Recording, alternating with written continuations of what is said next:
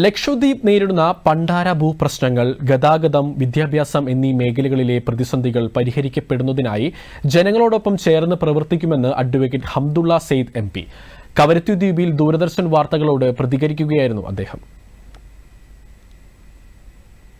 ദ്വീപിലെ ജനം എൻ്റെ കോൺഗ്രസ് പാർട്ടിയിൽ നിന്ന് ലോക്സഭാ MP ആയിട്ട് തിരഞ്ഞെടുക്കപ്പെട്ട് പാർലമെന്റിലേക്ക് വിജയിപ്പിച്ച് ഒരുപാട് ഉത്തരവാദിത്തം ഉള്ള ഒരു ഇപ്പോഴത്തെ സിറ്റുവേഷനാണ്.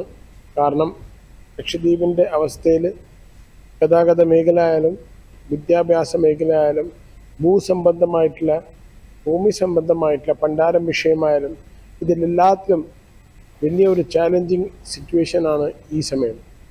അതിന് ഇത്രയും നല്ല ഭൂരിപക്ഷത്തിൽ ലക്ഷദ്വീപിലെ ജനം ദ്വീപ് ഭരണകൂടം ജനങ്ങളുടെ പ്രതീക്ഷകൾക്കനുസരിച്ച് ഉയരുകയാണെങ്കിൽ അഡ്മിനിസ്ട്രേഷനോട് സഹകരിക്കുമെന്നും, മറിച്ചാണെങ്കിൽ ജനകീയമായും രാഷ്ട്രീയമായും നിയമപരമായും നേരിടുമെന്നും ഹംദുള്ള സെയ്ദ് പറഞ്ഞു.